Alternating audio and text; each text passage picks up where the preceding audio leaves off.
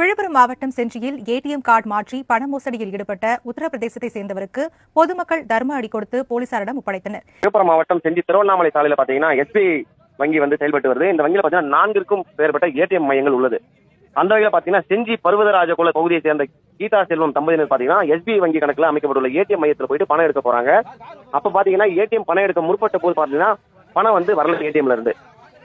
அங்க அருகில் இருந்த உத்தரப்பிரதேசத்தை சேர்ந்த மாநிலத்தை சேர்ந்த விஜய் டிவேட் என்பவர் என்ன பண்றாரு, பணம் எடுத்து கொடுப்பதாக கூறி கீதா கிட்ட ஏடிஎம் கார்டை வாங்கி இவர்கிட்ட இருந்த ஏடிஎம் கார்டு கீதா கிட்ட கொடுத்துறாரு. சுதாரித்துக் கொண்ட கீதா தனது கணவரான செல்வத்திற்கு கூறுறாங்க. செல்வர் என்ன பண்றாரு, அந்த விஜய் டேவிட்டை மடக்கி பிடித்து வடமாநில இளைஞர ஏடிஎம் கார்டு கேட்டதோ பதறி போன விஜய் டேவிட் தப்பிக்க முயன்றாரு. அப்போ பாத்தீங்கன்னா காத்திருந்த வெள்ள நேர கார்ல ஏற முற்பட்ட போது செல்வம் விஜய் டேவிட்டை பிடித்து பொதுமக்களுடைய உதவியோட செல்வத்தை தர்ம அடி கொடுக்குறாங்க.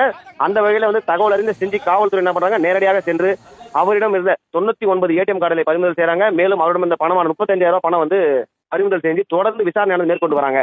தற்போது இந்த சம்பவம் பாத்தீங்கன்னா செஞ்சி திருவண்ணாமலை சாலையில பெரும் பரபரப்பாக ஏற்பட்டுள்ளது. தொடர்ந்து